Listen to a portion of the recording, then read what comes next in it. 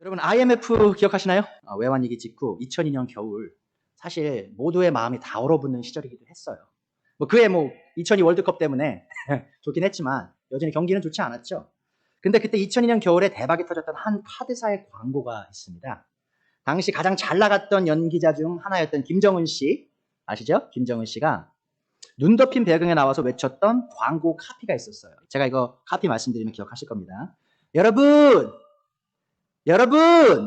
모두 부자 되세요. 꼭이요. 이렇게 말씀하셨어요. 기억하시죠? 이 광고는 엄청난 히트를 쳤어요. 그리고 그 겨울 설날에요. 많은 분들이 새해 인사를 새해 복 많이 받으세요 하지 않으시고요. 부자 되세요 했었던 기억이 아직도 난단 말이죠. 자, 왜 이 부자 되세요라는 광고 카피가 이 IMF 외환위기 속에 있던 대한민국 국민들에게 큰 반향을 일으켰을까요? 그 경기 침체로 인해 대다수의 국민들이 허덕이고 있던 그때 모두의 마음속에 뜨겁게 타오르던 열망이 있었다는 것이죠. 그게 뭐죠? 바로 부자가 되는 것이었어요. 이 가난에서 벗어나 돈 걱정 없이 살 수 있다면 얼마나 좋을까? 이 부자가 된다면 얼마나 좋을까 하는 열망이 모든 사람들의 마음에 있었다는 것이죠. 사실 저희 아버지도 은행을 평생 다니시다가 IMF 직전에 이제 퇴직을 하시고요. 정말 고생하셨어요. 별의 별걸 다 하셨어요. 처음에는 이제 퇴직하시고 나서 열쇠랑 그 도장 파는 거 배우시고 또 이제 현수막 만드는 거 있죠? 그런 것도 배우시고 별의별 거 다 하셨어요. 그러다가 이제 공인중개사 열심히 공부하셔서 통과하시고 그것도 이제 공인중개사 시작하셨는데 그것도 망하고 그리고 이제 마지막에는 뭐까지 하셨냐면 이제 고물상까지 하셨어요. 제가 미국 오기 직전까지 고물상을 하셨어요. 그래서 제가 그때 미국 오기 직전에 아버지 고물상을 많이 도와드렸거든요. 고물 주스로. 그러니까 정말 힘들게 사셨고 저희 아버지뿐만 아니라 저희 가정뿐만 아니라 정말 너무 많은 가정들이 다 힘든 상황 속에 있었고 그 부자가 되고자 하는 이 가난에서 벗어나고자 하는 그런 열망이 컸다는 말이죠. 자, 근데 그게 한국에 국한된 일은 아니죠. 자, 전 세계적으로요. 역사와 나라와 문화와 언어를 뛰어넘어서 모든 사람이 열망하는 게 뭐냐면 돈 걱정 없이 가난에 벗어나서 여유롭게 살고 싶다. 부자가 되고 싶다라는 열망이라는 겁니다. 자, 그래서 오늘의 예수님의 비유는요. 사실 굉장히 우리 삶에 관련된 비유이기도 해요. 이 비유의 말씀 속에서 예수님께서 한 부자에 대해서 말씀하십니다. 그리고 이 비유를 통해 예수님께서 우리에게 뭘 말씀하시냐? 참된 부와 거짓된 부가 무엇인지를 또 가르치세요. 여기서 우리가 기억해야 될 아주 중요한 사실은요. 예수님께서 이해하시는 부의 개념과 세상이 이해하는 부의 개념이 아주 다르다는 겁니다. 이 세상의 관점에서 부자가 된다는 것은 무엇을 의미합니까? 그것은 많은 재산을 축적하고 안정적인 미래를 준비하는 거예요. 그렇죠? 근데 많은 분들이 이렇게 생각하세요. 내가 그 은퇴 후를 준비하는 게 내가 부자가 되려고 하는 건가요? 라고 생각하시는 분들이 있어요. 나는 부자가 되고 싶지 않고 나는 그냥 안정적인 미래를 원하는 거예요. 이렇게 말씀하시는데 여러분들이 이해하실 게 뭐냐면 은퇴 후에 안정적으로 살 수 있는 삶 자체가 부자의 삶입니다. 인류 역사 속에서요. 은퇴 후에 안정적으로 사는 일은 많은 사람들이 꿈꿔오지 못했던 그런 삶이에요. 그래서 우리가 그것이 부자가 되기 원하는 삶이라는 것도 기억하시고요. 자, 그럼 과연 우리가 갖고 있는 돈에 관한 관점을 예수님께서 어떻게 생각하셨을까가 굉장히 중요합니다. 오늘 이 비유 속에서는요. 한 어리석은 부자가 나와요. 자, 이 부자를 통해서 우리가 참된 부자가 되는 법 혹은 거짓된 부자가 되는 것이 무엇인지를 한번 배워보도록 할 거예요. 그래서 오늘 제목이 그겁니다. 여러분 모두 참된 부자 되세요. 꼭이요. 자, 누가복음 12장 13절부터 21절 제가 읽어드리겠습니다. 무리 중에 한 사람이 이르되 선생님 내 형을 명하여 유산을 나와 나누게 하소서 하니 이르되 이 사람아 누가 나를 너희의 재판장이나 물건 나누는 자로 세웠느냐 하시고 그들에게 이르시되 삼가 모든 탐심을 물리치라 사람의 생명이 그 소유에 넉넉한 데 있지 아니하니라 하시고 또 비유로 그들에게 말하여 이르시되 한 부자가 그 밭에 소출이 풍성함에 심중에 생각하여 이르되 내가 곡식 쌓아둘 곳이 없으니 어찌할까 하고 또 이르되 내가 이렇게 하리라 내 곡간을 헐고 더 크게 짓고 내 모든 곡식과 물건을 거기 쌓아두리라 또 내가 내 영혼에게 이르되 영혼아 여러 해 쓸 물건을 많이 쌓아두었으니 평안히 쉬고 먹고 마시고 즐거워하자 하리라 하되 하나님은 이르시되 어리석은 자여 오늘 밤에 내 영혼을 도로 찾으리니 그러면 내 준비한 것이 누구의 것이 되겠느냐 하셨으니 자기를 위하여 재물을 쌓아두고 하나님께 대하여 부요하지 못한 자가 이와 같으니라. 예수님께서 말씀하셨습니다. 자, 오늘의 말씀의 대지는 이거예요. 우리는 이 땅에서 부유한 가짜 부자가 아니라 하나님께 대하여 부요한 참된 부자가 되어야 한다는 것입니다. 자, 첫 번째로 예수님의 관심에 대해서 한번 얘기해 보죠. 13절에 성경에 다시 말씀합니다. 무리 중에 한 사람이 이르되 선생님 내 형을 명하여 유산을 나와 나누게 하소서 하니. 자, 한 사람이요, 자기 형제와 유산 다툼에 있어서 예수님에게 찾아와 도움을 요청하고 있습니다. 이르시되, 예수님께서 말씀하시죠. 이 사람아, 누가 나를 너희의 재판장이나 물건 나누는 자로 세웠느냐 하시고 그들에게 이르시되, 삼가 모든 탐심을 물리치라. 사람의 생명이 그 소유에 넉넉한 데 있지 아니하리라 하시고. 자, 오늘 본문을 통해 우리가 배우는 바는요, 우리가 우리의 재산에 관심이 있는 만큼 예수님께서 우리의 재물에 큰 관심이 있지 않으시다는 겁니다. 이 한 사람이 유산을 어떻게 나눌까, 어떻게 하면 더 많이 받을까에 대한 다툼에 대해서 큰 문제인 것처럼 생각을 하고 예수님께 찾아왔으나 예수님의 반응은 뜨뜻미지근하셨어요. 오히려 꾸짖고 계시죠. 너가 지금 나를 너의 돈을 나누는 사람으로 생각하느냐, 잘못 생각하고 있다라고 말씀하신다는 것이죠. 그럼 왜 그랬을까요? 예수님의 관심이 그의 재물에 있지 않았다면 어디에 있었을까요? 15절을 통해 우리가 배우는 건 뭐죠? 삼가 모든 탐심을 물리치라. 사람의 생명이 그 소유에 넉넉한 데 있지 아니하니라. 예수님께서는요, 이 땅에 잠깐 있다 사라지는 이 재물에 큰 관심이 없으셨어요. 예수님의 관심은 바로 영원히 지속되는 사람들의 혼, 사람들의 생명이었다는 겁니다. 유대인들이요, 사실은요, 존경받는 랍비들을 찾아가서 자신의 금전적인 문제에 대해서 지혜를 구하는 것은 유대교 안에서 종종 있던 일입니다. 자, 그것을 물어보는 것 자체가 사실은 문제는 아니었었다는 것이죠. 자, 그런데 문제가 여기 있었던 거예요. 지금 이 유산을 분배를 위해서 형제와의 유산 다툼 속에 예수님께 도움을 구했던 자의 문제는 뭐였냐? 바로 이 사람은요, 예수님께서 이 땅에 오신 이유가, 선생이 되신 이유가 이 우리의 물질적인 문제를 해결하러 오신 것이 아님을 몰랐었다는 것이죠. 예수님은요, 단순히 우리의 재물의 문제를 해결해 주시려고 온 것이 아니고요, 바로 우리의 죄의 문제 있죠. 우리의 혼의 문제, 더 나아가서 우리의 영적인 부 있죠. 영적인 부. 영원히 지속되는 영적인 부의 문제를 해결하시러 오신 구원자셨다는 것을 이 사람이 몰랐다는 겁니다. 형제와의 유산 문제로 다투는 사람의 근본적인 문제점은 그의 재물을 향한 잘못된 마음가짐이었던 것으로 보여요. 15절에 예수님께서 뭐라고 하셨죠? 탐심에 대해서 경고하셨습니다. 그것에 대한 의미는 뭐냐? 바로 이 사람이요, 단순하게 자기 형제와 유산 다툼 속에서 공정한 자기 몫을 원했던 것이 아니고요, 자기에게 필요한 것 이상으로 탐심을 부려서 예수님을 자기 편으로 끌어들이려고 했다는 데 있어요. 그러니까 이 근본적인 문제는 바로 이 탐심이었다는 겁니다. 그래서 오늘 예수님께서 오늘의 비유, 이 어리석은 부자의 비유를 또 말씀하시는 것이기도 하죠. 이 바울 사도께서 이런 말씀하셨습니다. 탐심이 곧 우상 숭배니라. 골로새서 3장 5절, 또 에베소서 5장 5절이에요. 여러분 한번 생각해 보세요. 우리가 재물에 욕심을 부리는 게요, 우상 숭배와 같은 죄다라고 성경이 말하고 있다는 겁니다.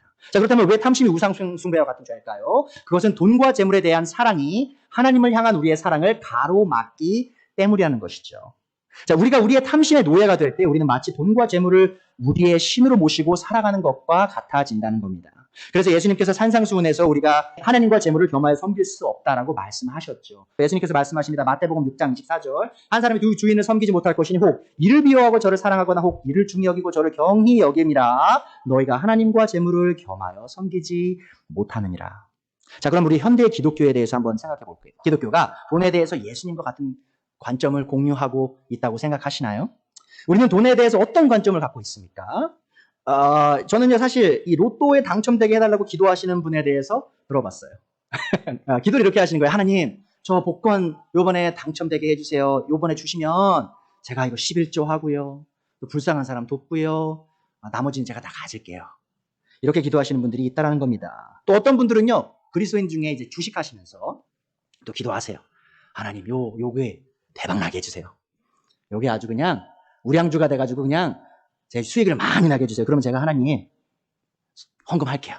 이런 식으로 하나님께 자신의 재물을 위해서 기도하시는 분들이 정말 많다라는 것이죠. 물론 그분들의 변명거리가 뭐죠? 하나님께 기도하면서 하나님 이렇게 주시면 제가 이렇게 헌금할게요.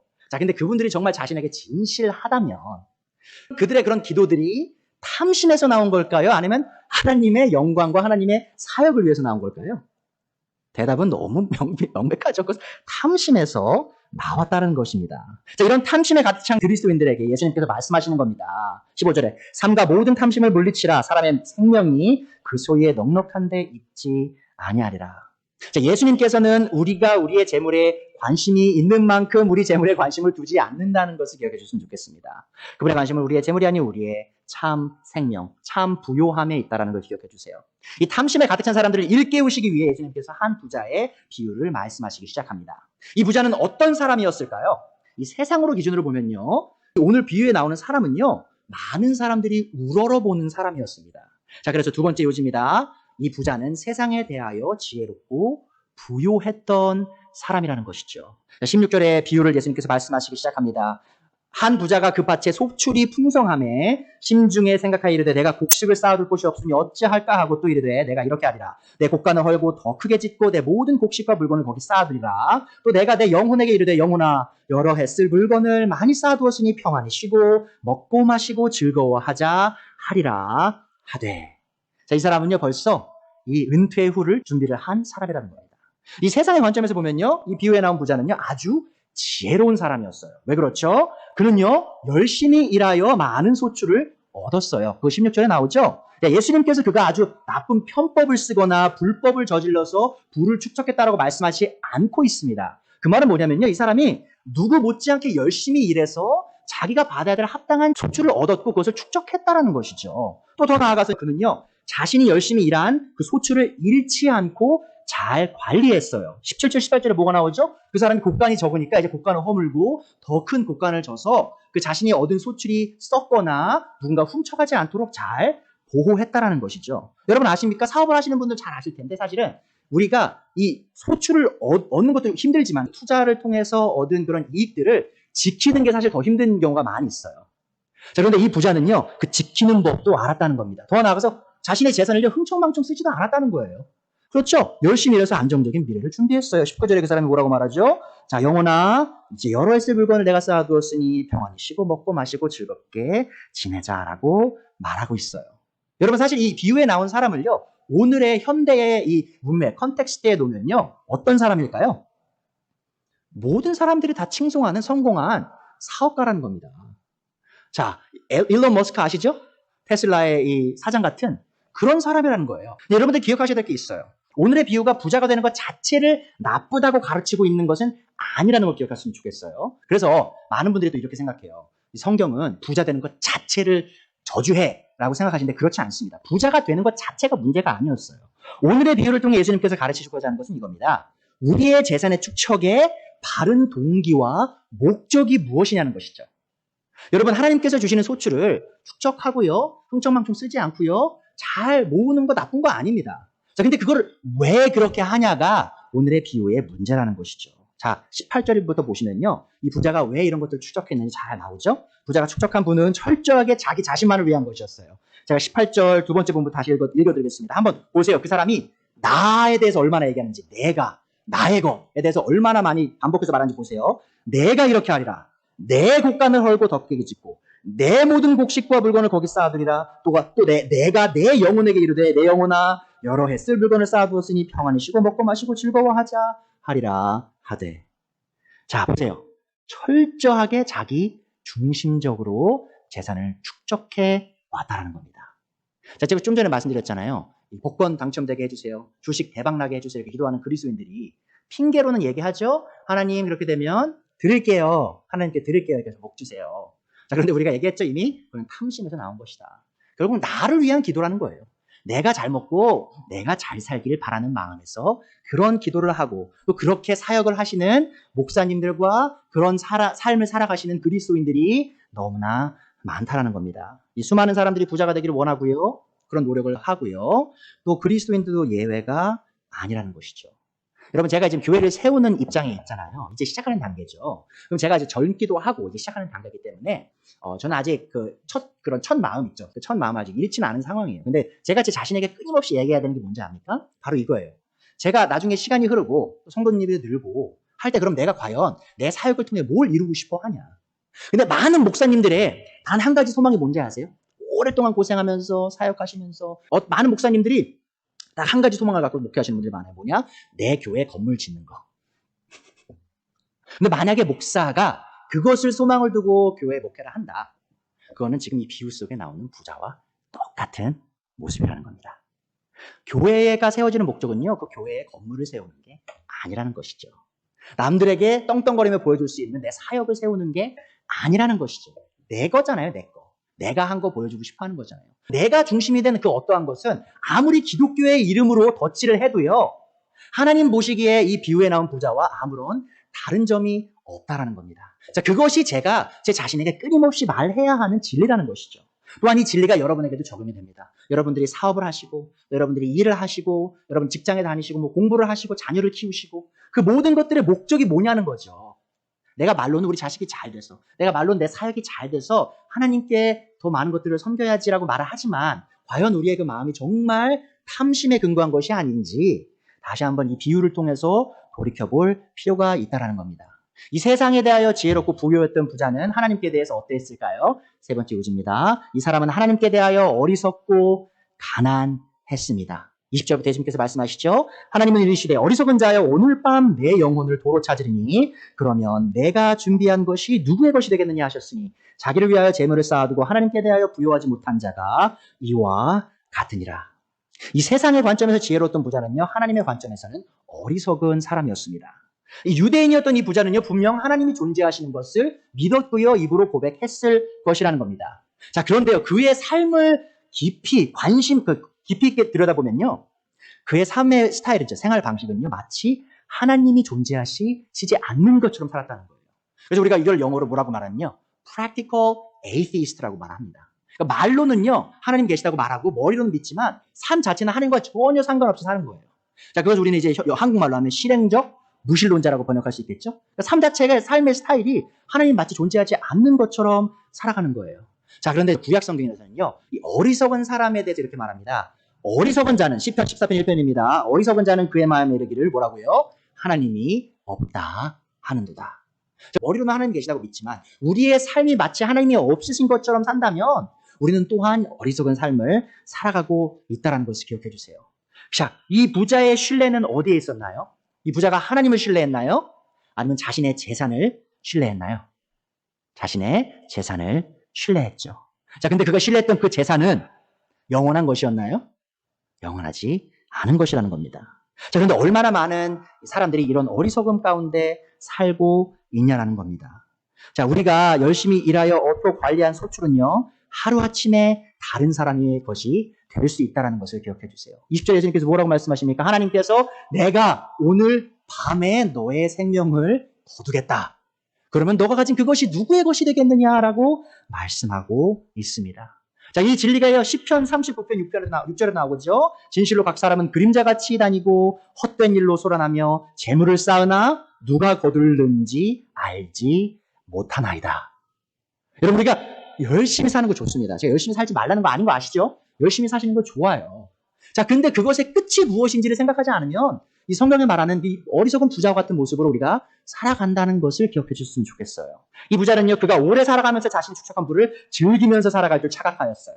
하지만 누구나 부러워할 그의 미래의 계획은 단 하룻밤 만에 산산조각이 나고 말았습니다. 또한 이 세상에 부유했던, 이 세상에 대해서는 지혜로웠던 사람, 하나님께 어리석었죠? 그것뿐만 아니고요, 이 세상에 대하여 부유했던 이 부자는 하나님에 대하여서는 가난하였습니다. 그는 자기 자신을 위해 많은 재물을 쌓았지만요, 하나님에 대해서는 너무나 가난한 거렁뱅이였어요. 여러분, 제가 예수님을 안 믿는 분들, 하나님을 안 믿는 분들에 대해서 정말 연민을 갖고 그분들을 불쌍히 여기고 그리고 그분들에게 복음을 전하는 것이 너무 기쁜 일입니다. 근데 이제 제가 그와 동시에 갖고 있는 마음이 뭔지 아세요? 굉장히 두려운 마음이에요. 뭐냐? 제가 이 진리를 전해요. 하나님이 존재하십니다. 하나님께 돌아오셔야 됩니다. 라고 말할 때 많은 사람들이 그것을 거부해요. 근데 그게 얼마나 두려운 일인지 이분들이 모르세요. 여러분 한번 생각해 보세요. 많은 사람들이 하나님이 없다라고 말을 하고요, 하나님을 저주하기도 하고요, 예수님의 이름을 헛되이 사용하기도 해요. 한번 잘 생각해 보십시오. 그가 지금 그 말하는 힘 있죠. 하나님은 없어 라고 말하는 그 힘, 그게 어디서 오고 있죠 지금? 하나님께로부터 오고 있어요. 굉장히 두려운 거예요, 여러분. 그의 심장이 뛰고 있죠. 몸에 산소를 다 공급하고 있죠. 그 심장을 뛰게 하는 원동력이 어디에서부터 오냐고요. 하나님께로부터 오고 있어요. 자, 근데 하나님이 없어요. 또한 하나님이 있다고 말해도 하나님과 아무 상관없이 살아요. 얼마나 어리석고 하나님을 향하여 가난한 모습입니까? 또 여러분 한번 생각해 보죠. 자, 그 부자가 얻었던 그 소출 있죠. 그 소출 중 단 하나도 하나님께로부터 오지 않은 것이 없습니다. 제가 전에 농사에 대해서 한번 얘기한 적이 있는데, 설교하다가 이 농사라는 것이요, 내가 아무리 열심히 한다고 잘 되는 게 아니에요. 이 성공한 분들, 조금 교만하지 않은 분들 있죠. 정말 성공했는데 교만하지 않고 현실을 직시한 분들한테 한번 물어보시면요, 이렇게 물어볼 수 있어요, 여러분들이. 어떻게 이렇게 성공하셨어요? 그러면요, 정말 겸손하신 분들이 이렇게 답해요. 잘 모르겠어요. 제가 아는 건 뭐냐면, 저기 실패한 저 사람들 나만큼 열심히 했거든요? 근데 저는 성공했어요. 근데 저 사람은 성공 못했어요. 근데 저도 이게 왜 그런지 모르겠지만, 운이 좀 좋았던 것 같아요. 정말 진실한 분들 있죠. 겸손하신 분들은 그렇게 대답한다는 거죠.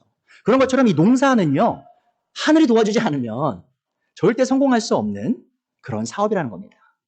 자, 분명히 하나님께서 복을 주셔서 이 많은 소출을 얻게 하셨음에도 불구하고 그는 그것을 공급하신 분에 대해서 전혀 생각하지 않고 있다는 겁니다. 또 많은 분들이 이렇게 생각하세요. 뭐 농사가 아니더라도 내가 이렇게 열심히 해서 좋은 시험에 통과하고 좋은 직장을 얻고 이런 위대한 위치에 올라왔는데 내가 누구한테 감사를 해야 돼요? 라고 말씀하시는 분들이 있어요. 자, 그러면 그분들에게 그 좋은 머리를 준 분이 누구냐는 거죠. 그분들이 그렇게 열심히 공부하고 연구할 수 있는 건강을 주신 분이 누구냐는 거죠. 그 모든 것들이 다 하나님께서 뒤에서 받쳐주셨기 때문에 이룰 수 있는 일이라는 것을 기억해야 됩니다. 그런데 이런 부자와 같은 사람들은요, 그것을 생각하지 않죠. 누가 우리의 생명을 주관하냐는 겁니다. 또 더 나아가서 누가 우리의 삶을 심판하냐는 것이죠. 이 모든 진리에 대해서 이 부자는 생각이 없었어요.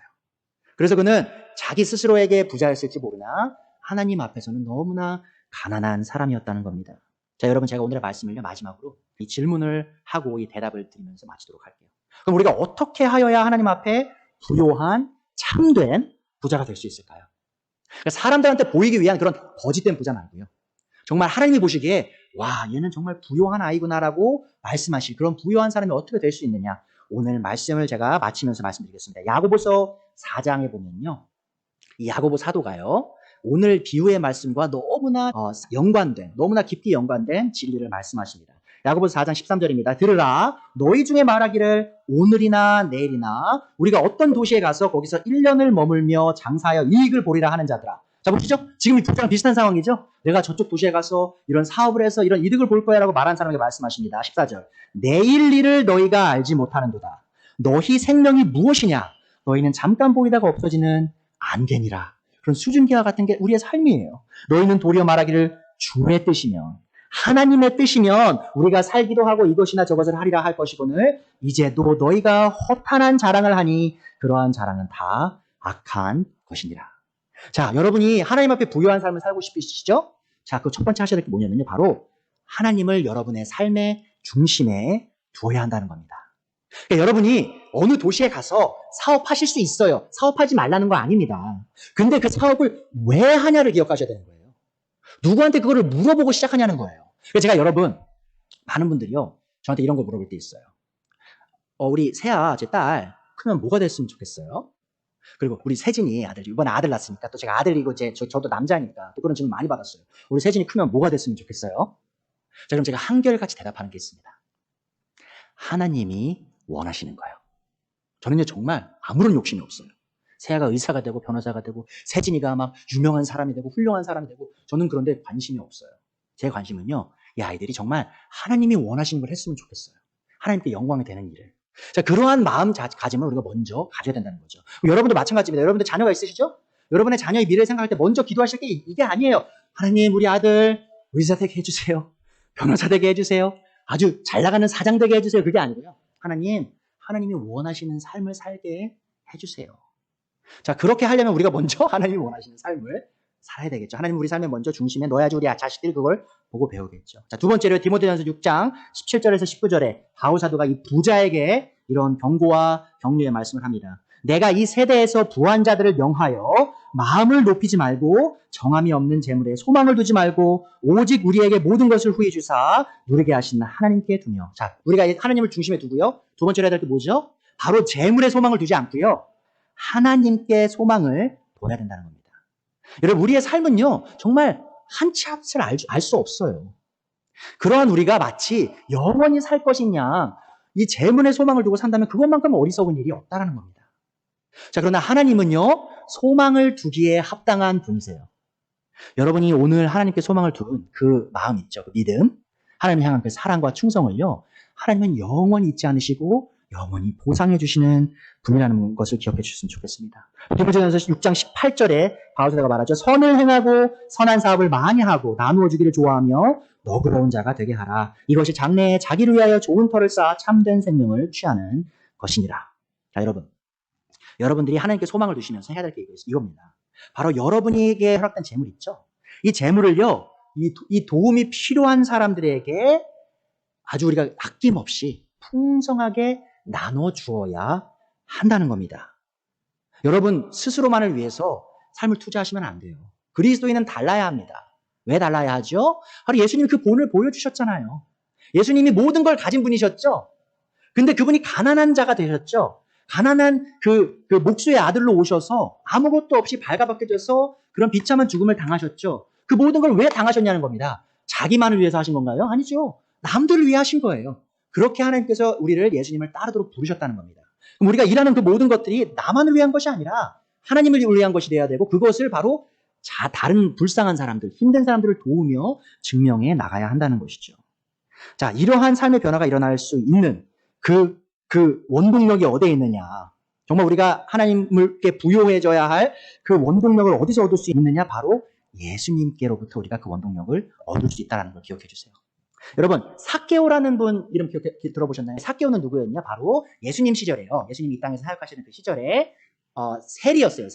세리가 누구였냐면요. 지금 우리 미국의 IRS 있죠? 국세청. 미국의 국세청입니다. 그 국세청에서 일하는 사람이었어요. 세리는. 그 국세청이 어떤 나라를 위한 거였냐? 어떤 왕국을 위한 거였냐? 이스라엘 왕국을 위한 것이 아니라 바로 로마 왕국을 위한 거였어요. 그래서 그 당시에요. 그 세리는요. 자기 나라 사람들한테 돈을 걷어서 이 나라를 망하게 한 정복하고 있는 그 나쁜 왕국에게 돈을 갖다 바치는 아주 배신자. 우리가 일제시대 때 일제 앞잡이, 쪽발이라고 하죠. 앞잡이와 같은 사람의 행태로 살았던 사람들이 세리들이에요. 근데 더 나아가서요. 세리들은요. 만약에 이제 로마에서 뭐 한 1000불 정도 세금 걷어와. 그렇게 하면요. 한 2000불을 불렀어요. 자기 유대인들 동족들에게.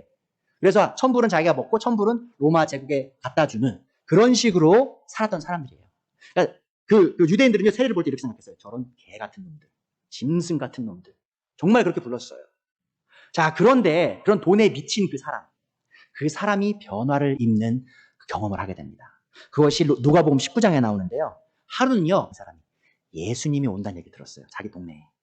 근데 이 사람은 되게 작은 사람이었어요. 그래서 사람들이 너무 많다 보니까 예수님을 볼 수 없는 거예요. 그래서 뽕나무로 빠르게 올라가가지고 예수님을 이렇게 보려고 하는데 예수님이 갑자기 그 뽕나무 아래로 걸어오시더니 삭개오에게 말씀하시는 거예요. 삭개오 이름도 얘기하는데 삭개오야, 얼른 내려와라. 내가 오늘 밤 너의 집에서 거해야 되겠다.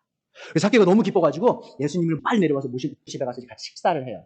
사람들이 이제 불평하기 시작하죠. 아니 저런 죄인, 저런 그 로마 앞잡이 같은 사람한테 와가지고 지금 예수라는 게 라비가 뭐 하는 거야? 자, 그런데요. 예수님을 영접하고 예수님과 대화를 난 후에요. 이 삭개오가 이런 말을 합니다. 19장, 누가복음 19장 8절에요. 삭개오가 서서 주께 여짜오되 주여 보시옵소서. 내 소유의 절반을 가난한 자들에게 주겠사오며 만일 누구의 것을 속여 빼앗은 일이 있으면 내 값절, 4배로 갚겠나이다. 한번 보세요, 여러분. 예수님이 이날 이 삭개오에게 삭개오야, 너 돈 사랑하지 마. 너 그동안 사람들한테 뺏은 거 다 갚아야지. 이 말씀 하셨을까요? 제가 볼 때는 안 하셨을 거라고 봐요. 제가 볼 때 예수님이 그냥 이 하나님에 대해서, 이 하나님의 사랑에 대해서 자신이 어떤 존재인지에 대해서 삭개오에게 설명하셨을 거라는 것이죠. 자, 그런데 이 삭개오가 예수님을 믿음으로 자신의 주인으로 받아들이고 그분을 따라가는 삶을 마음을 먹었을 때 어떤 일이 일어난 거죠? 그 돈에 미쳤던 이 사람의 마음이 어떻게 일어나되고 있죠? 더 이상 이 돈이 자신의 소망이 아니에요. 자신의 소망은 이제 하나님께 있는 겁니다. 이제 더 이상 자신의 그 주인은요, 돈이 아니에요. 자신의 주인은 이제 예수님이 되는 그런 기적과 같은 변화를 입었다는 것이죠. 이 삭개오는요, 예수님이 자신의 돈보다 더 가치 있는 분임을 알게 되었다는 겁니다. 여러분, 그것이 우리 모두에게 필요한 거예요. 여러분이 어떻게 돈에 대한 사랑을 멈출 수 있을까요? 그것은 바로 여러분 모두가 제가 예수님이 우리가 가진 그 어떤 재물보다 더 소중한 분이심을 알 때, 그것을 믿을 때 그 일이 일어날 수 있다는 것을 기억하셨으면 좋겠습니다. 그래서 제가 매주 여러분에게 예수님에 대해서 이렇게 호소의 말씀을 드리는 거예요. 자, 여러분, 이런 생각 하실 수 있으세요? 목사님, 저는 그렇게 부자가 아닌데요? 왜 저한테 계속 이렇게 불쌍한 사람 도와주라고 말씀하시죠? 그런 고민하실 수 있어요. 자, 근데 여러분 아십니까? 이 전 세계의 사람들이 살아가는 그 삶의 형태를 이렇게 보면요. 하루에 3끼를 걱정 없이 먹을 수 있는 사람 있죠. 그 사람이요. 전 세계에 단 15%밖에 안 됩니다. 3끼를요. 하루 세 끼를 아무 문제 없이 냉장고에 음식이 가득 차 있고 언제 어디서든 자기가 먹을 수 있는 음식이 있는 사람이요. 전 세계 15%밖에 안 돼요. 그 말이 뭐냐면요. 여러분 모두가요. 전 세계 상위 15% 안에 드는 부자라는 겁니다. 그리고 여러분 집에요. 그 상수도 있죠. 하수도가 없는 사람들이요. 전 세계에요. 780 million이에요. 깨끗한 물을 먹지 못하는 사람이 수억 명입니다. 자, 우리가 사실은요. 굉장히 부자예요. 제가 사실 말씀 준비하면서 제 연봉 있죠. 제 연봉, 목사로서 받는 연봉. 그걸 한번 계산해 봤어요. 이게 미국 내에서는 제가 조금 못 버는 편이더라고요. 근데 제가요, 전 세계의 사람들이 버는 돈, 비교를 해보면요. 제가 상위 10% 안에 들어요. 그러니까 저도 미국에서는 부자 아니거든요. 근데 전 세계적으로 보면 전 부자예요. 부자입니다. 우리 모두가 사실 부자처럼 살고 있는 거예요. 자, 그러면 우리가 백 하나 더 사는 게 그렇게 중요할까요? 아이폰 매년 신상 나올 때마다 사는 게 중요한 걸까요? 그게 중요한 게 아니라는 거예요. 우리 럭셔리들을 아예 사지 말라는 건 아니지만 그런 것들을 사기 전에 한 번 더 고민해 볼 필요가 있다는 거예요. 내가 이 돈을 정말 나만을 위해 사용해야 하는 것일까? 내 자식만을 위해 사용해야 되는 것일까? 그것을 고민해 볼 필요가 분명히 있다는 겁니다. 그래서 이러한 것들이 바로 우리가 이미 구원받은 자들임을 증명하는 선한 행위가 될 수 있다는 걸 기억해 주세요. 이 삭개오가 정말 하나님의 아들이 되는 것을 어떻게 증명했죠? 자신의 모든 재산을요, 다른 사람들에게 기꺼이 나눠주는 그 결단이 있었다는 것이죠. 그래서 누가복음 19장 9절에 예수님께서 말씀하시죠. 예수님께서 이르시되 오늘 구원이 이 집에 이르렀으니 이 사람도 아브라함의 자손이미로다. 자, 불쌍한 사람 도와서 구원받은 거 아닌 거 아시죠? 구원받았기 때문에, 예수님을 이미 만났기 때문에 이러한 일을 할 수 있었다는 걸 기억하시주세요. 여러분, 오늘의 대지 다시 말씀드릴게요. 우리는 이 땅에서 부유한 가짜 부자가 아니라 하나님께 대하여 부유한 참된 부자가 되어야 합니다. 그래서 여러분, 우리 모두 하나님께 대하여 참된 부자가 되었으면 좋겠습니다.